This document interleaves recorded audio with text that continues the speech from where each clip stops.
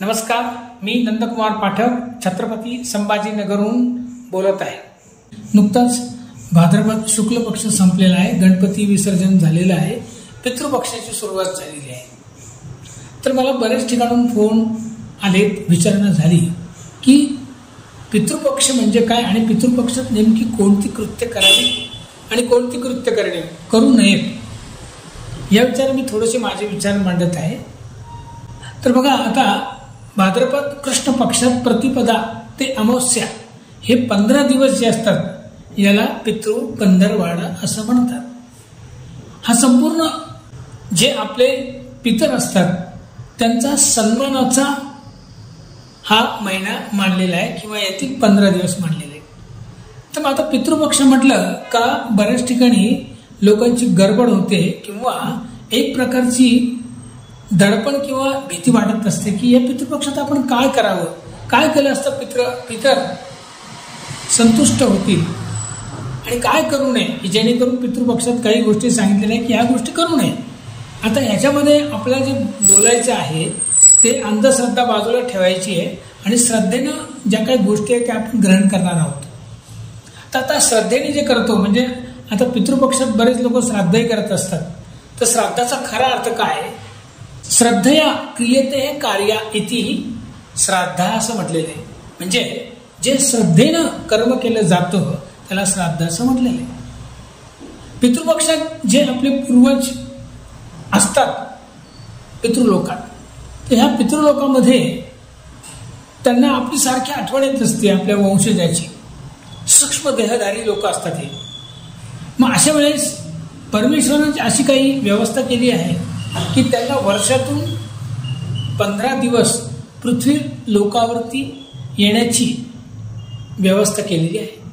तर बरोबर प्रतिपदा कृष्ण पक्ष, भाद्रपद कृष्ण पक्ष प्रतिपदेला हे पितृपक्षातील जे लोक असतात ते सूक्ष्म देह धारण करून पृथ्वीवरती त्यांचं आगमन होतं।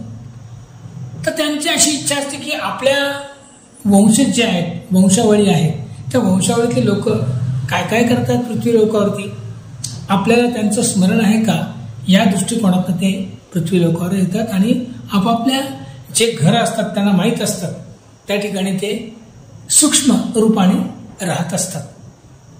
तर मग अशा वेळेस आपल्याला ज्यांनी जन्म दिलेला आहे त्यांच्यामुळे आपण हे जीवन बघत आहे। तर हे जीवन आपण बघत असताना आपलं सुद्धा एक कर्तव्य असतं की पितृऋणातून मुक्त व्हावं किंवा त्यांची स्मृती जपावी, म्हणून आपण त्यांचा स्मृतिदिन पाळत असतो। आणि या स्मृतिदिनाच्या दिवशी त्यांचं स्मरण करणं, त्यांच्याशी संपर्क तर डायरेक्ट साधता येत नाही, मग ते आपण श्राद्ध पक्षाद्वारे तर्पणाद्वारे आपण त्यांच्याशी संपर्क साधत असतो। त्यांचा त्या आगमनाप्रत्यर्थ आपण काय काय गोष्टी करायला पाहिजे आणि काय काय गोष्टी नाही करायला पाहिजे हे पण आपण विचारात घेतले पाहिजे। जसं प्रथमतः आपल्याकडे कोणी पाहुणे मंडळी येतात, ते पाहुणे मंडळीचं आपण स्वागत करतो। ते स्वागत करत असताना आपण त्यांना पाणी देणं, चहा देणं, नाश्ता देणं, भोजन करणं यांची व्यवस्था करतो। तर ते घरात असताना आपण शक्यतो बाहेर जात नाही, तो आपल्याला शिष्टाचार तर पाळावाच लागतो। तसं ज्यावेळेस आपल्या घरी आपले पूर्वज सूक्ष्म रूपाने जेव्हा आलेले असतात तर त्यांचं स्वागत आपण करायला पाहिजे। मग ते स्वागत करत असताना घरामध्ये शांतता, संयम पाळणं, आरडाओरड न करणं, भांडणं टाळणे ह्या गोष्टी आपण शक्यतो टाळायलाच पाहिजे किंवा विचार करायला पाहिजे। दुसरी गोष्ट म्हणजे या ठिकाणी काय गोष्टी करायचं आणि काय गोष्टी करू नये, तर दडपण घ्यायचंच नाही। तर चांगल्या काय गोष्टी करायच्या त्या मी सांगतो, पण तत्पूर्वी कोणत्या गोष्टी करायच्या नाही ते लक्षात घ्या। प्रथम म्हणजे ह्या काळामध्ये पितरांच्या आगमनामुळे आपण सोने चांदी खरेदी करणं, नवीन अलंकार, नवीन वस्त्रे खरेदी करणं, तसेच नवीन घरात प्रवेश करणं, भूमिपूजन करणं, वास्तुशांती करणं हे सगळं टाळायला पाहिजे। दूरचे पर्यटन करणे हे सुद्धा करू नये, कारण त्यामुळे पितरांना वाईट वाटतं की अरे आपण यांच्या घरी आलो हे खरेदी करतायत।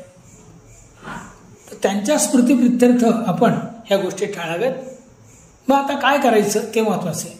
बरेच जण म्हणतात की ह्या काळात शुभकर्म करायचं आणि मग मंत्र म्हटला पाहिजे का?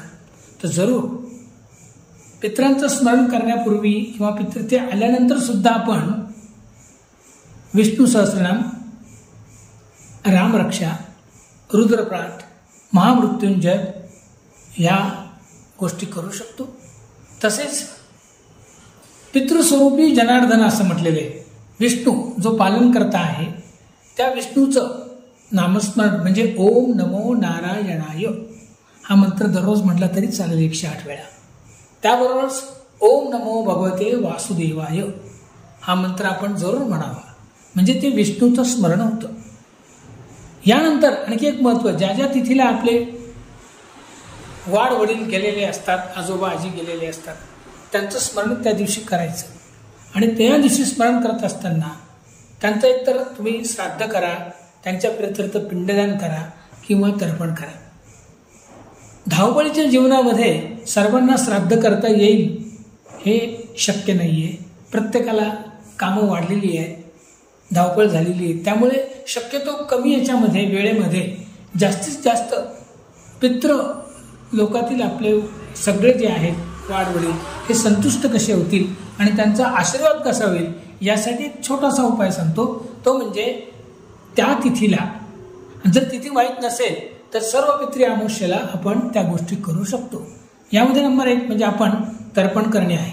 तर्पण करणं म्हणजे काय, ते एखाद्या छोट्या तांब्याच्या भांड्यामध्ये पाणी घ्यायचं आहे, त्या पाण्यात तुळशीपत्र टाकायचं, थोडंसं गंध टाकायचं आणि ओम नमो भगवते वासुदेवाय हा मंत्र म्हणून त्या पाणी हातात घेऊन आपला गोत्र उच्चार करायचा आहे. आणि गोत्र उच्चार करून समजा वडील गेले असतील तर वडिलांचं नाव घ्यायचं, आजोबा, पणजोबा, आजी, नंतर पणजी, माता असेल तर माता यांची नावं घेऊन प्रत्येक वेळेस प्रत्येक नाव घेऊन 3 वेळा हे पाणी उजव्या अंगठ्यातून खाली सोडायचं आहे.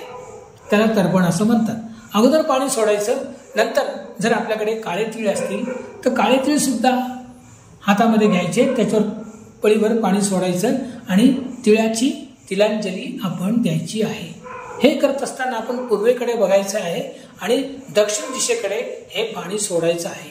असं केल्याने सुद्धा आपल्याला श्राद्ध पक्ष केल्याचं पुण्य लाभतं. नमस्कार.